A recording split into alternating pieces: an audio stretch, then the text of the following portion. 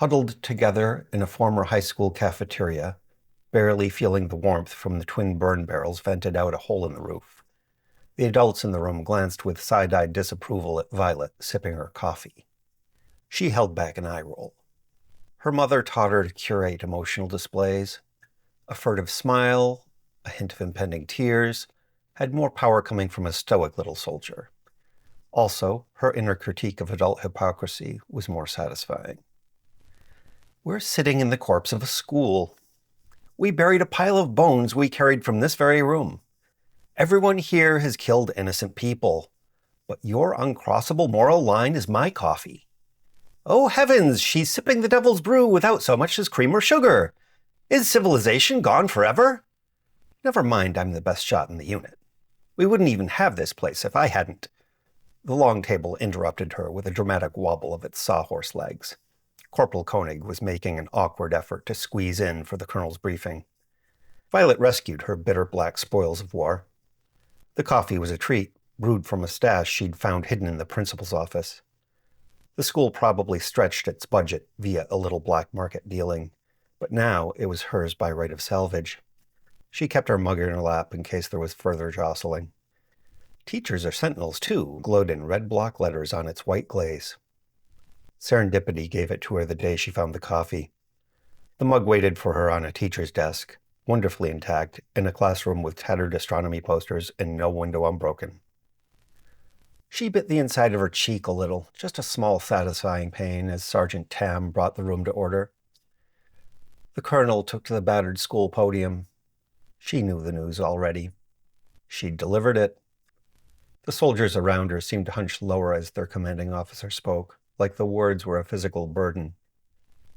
He declared, almost apologetically, that the enemy had loosed a sentinel in the war.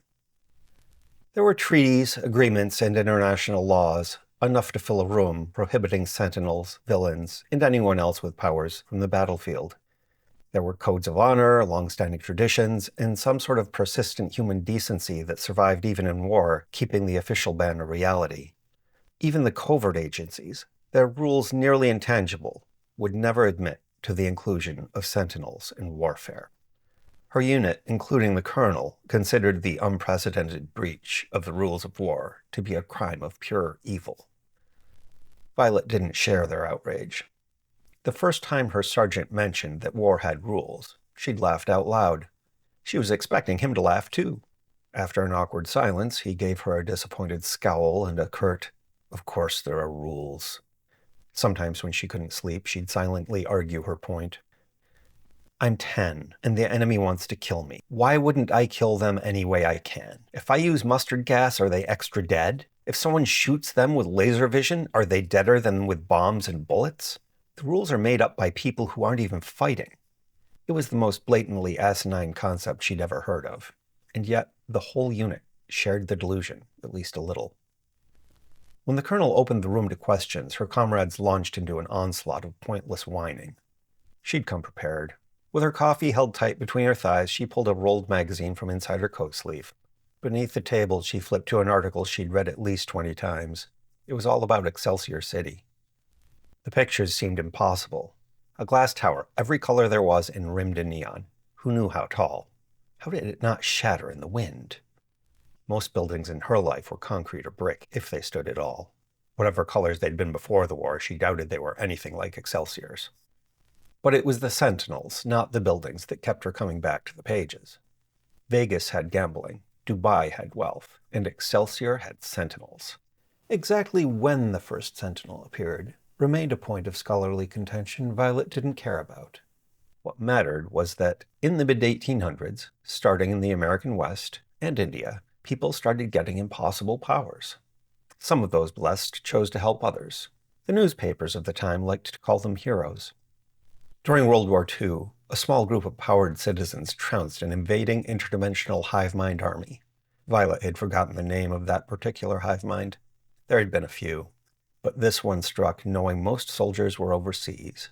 It was expecting an easy win until it discovered just how fierce powered civilians could be when their families and homes were threatened. The Excelsior Daily's headline the next day was, "Sentinels Victorious." The name stuck. Not all powered people were as laudable as the Sentinels. Quite a few robbed people and threw their weight around. Some were as horrible as the worst she'd seen in the war. The papers called them villains at first. It still waxed and waned in popularity. Adversary, rogue, and powered criminal had all seen print. Nothing stuck to them like Sentinel. Still, no matter what they were called, from what she could see, the Sentinels made it their business to keep them in line.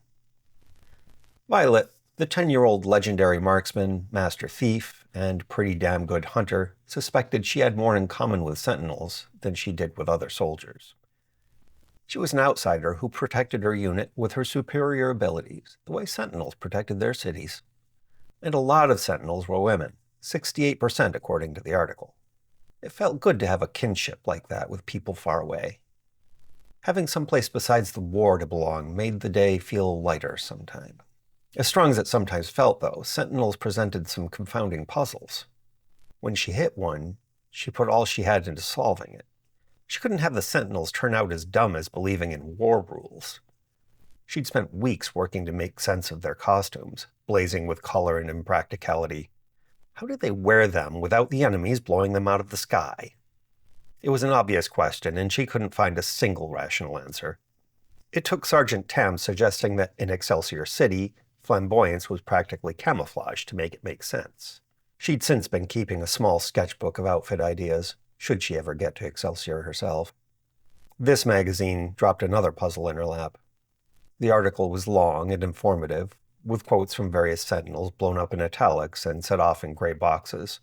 One explicitly stated, "We must work toward a fair society." This was an adult magazine. Why would they be talking about kid nonsense she'd grown out of by 4? Her mother had made it very clear not to expect fairness in anything, and her experience so far had backed that up. It was just one Sentinel, though. The Blue Hammer was his name, but she'd never heard of him. He was blue, but he had no obvious hammer. Maybe he was simple. Some powers left people dumb, or maybe it was a quote from when he was talking to kids. The colonel droned on about the enemy Sentinel. Having experienced this evil violation of the rules of war herself, she felt even more certain that any such rules were a mass delusion. She'd been there. Everyone lived, even if she was the only one who walked away. Not many battles ended like that. She'd been playing the rabbit in a regular old wounded rabbit op, which was irritating. The rabbit was a kid's job, and she was not a kid. Not really. It was true, technically, her unit could have sent her to an orphanage, but that would have been stupid. Everyone knew she was a good soldier, and they needed every good soldier they could get. Violet nearly scowled as she mentally lectured everyone on her credentials. You all had jobs and lives before the war. I was born a soldier. They attacked the hospital while my mom was in labor. You know the story. She sweat, growled, cursed, and pushed her daughter into the world, a .45 in her grip the whole time. 3 soldiers burst in as she put her baby to breast. Before they got off a shot, she'd ended them all. 3 perfect shots. So don't tell me I have to be the rabbit when I'm a better shot than any of you. She promised herself the lecture would be given out loud the next time. Still, when the Sentinel struck, she'd been the rabbit. She'd stood in the road as the enemy convoy rounded a bend. Stoic, well-dressed in civilian clothes, and covered in the blood of chickens eaten the night before. Everyone in the convoy knew it was probably a trap, but they had to stop. She might have been a bomb, so they couldn't risk approaching her. In the few seconds of confusion that followed, she began her pitch. Speaking calmly, showing her open hands, she focused on convincing herself that, while this all looked like a trap, it simply wasn't. If she believed it, they would at least entertain the possibility. She was a good talker. There'd been an IED up the road, she explained. A soldier, one of theirs, had hit it. She tried to help him, then heard the convoy. There were more IEDs. As she finished her performance, a soldier stepped off the truck. He walked toward her with the sloppy posture of a teenager who wanted to be someplace else, chewing something brown with a slack, smacking mouthful of stained teeth. She thought of a cow. He pointed his rifle at her left eye. Another soldier stepped off the truck, and whispered radio discussions ensued. Violet said nothing. Finally, a group of 5 made their way out of the trucks further back, looking like they'd head down the road on foot to investigate her story. The one with the rifle trained on her continued his sloppy rumination, but remained posed to shoot. That wasn't a problem. She'd wait for the bird call from her sighter, then drop flat. The squad snipers would kill the soldiers on the road, then shoot the driver, creating a roadblock. They'd take their time with the rest, but she'd be clear. Before any bird call came, a warm breeze swept past her face, and everything went to hell. Violet's squad carried AK-47s and a few grenades. The Sentinel had a scarf. It was a striking, almost metaphysically iridescent accessory, but no one would think of it as relevant to combat. She flashed between the squad members a spectacular savage rainbow, leaving bloody splashes and liberated teeth in her wake. She wasn't quite a speedster like the mythical Lady Lightning of the Wild West or Photon, but she had speed on her side. Also, she was agile, putting any cat to shame, and much stronger than a bear. Even with her extraordinary advantage, the Sentinel killed no one, though Violet knew Sentinels rarely did. She tried to imagine life without ever killing anyone. Even in some distant future, when she'd made her way to Excelsior City, she couldn't picture never having to kill at least the occasional mugger or burglar. She was regular people. Regular people had to kill, or their enemies would come back and kill them. Sentinels had the privilege of refusing to kill.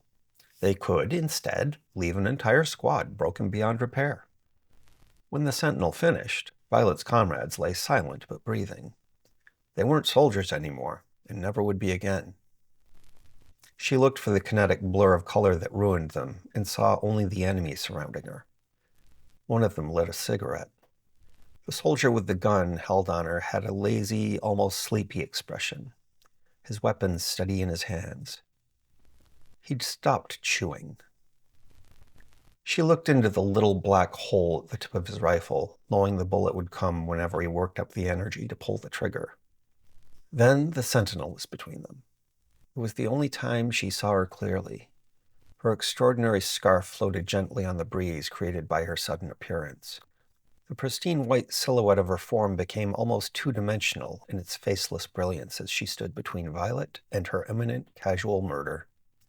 She smelled wonderful, earthy and safe, like autumn with her. And without making the choice to, Violet ran like hell. No shots followed. The Sentinel didn't pursue. No one even called out.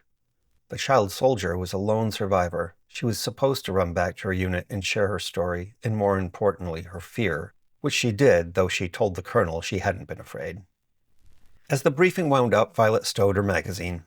The colonel, having worked himself into a state of red-faced indignation, said they were gathering intelligence, gave a string of orders including increased guard duties and sidearms at all times, and reiterated his stance on enemies' crossing of moral lines. That night, laying in her cot and watching a spider meander the ceiling, Violet still didn't care about any rules of war, but she was furious. Something in that Sentinel just made her want to, what? Shoot her? No. It wasn't about killing. Killing was for survival. This woman needed slapping. A hard slap. The hardest she could do and then some. She reached out, stretching a finger toward the ceiling. The tiny crunch the spider would make if she could crush it was almost real. Was this how it felt to be the Sentinel looking at her? She left everyone breathing because she could. She didn't even have to be in this war, but here she was with all that power. It was infuriating in more ways than she could keep track of. But her mother always said anger made people careless, and careless people didn't live long. She was right about that. She'd watched the rule prove itself at least a half a dozen times. She brought her hand down from its impossible mission of arachnicide. With her arms folded across her chest, she breathed in through her nose for an 8 count and out through her mouth for 4, just as her mother had taught her to when she felt at risk of being overwhelmed. When she let the final breath go, she waited a while. Then, eyes closed, she tucked her bottom lip between her teeth and slowly bit down.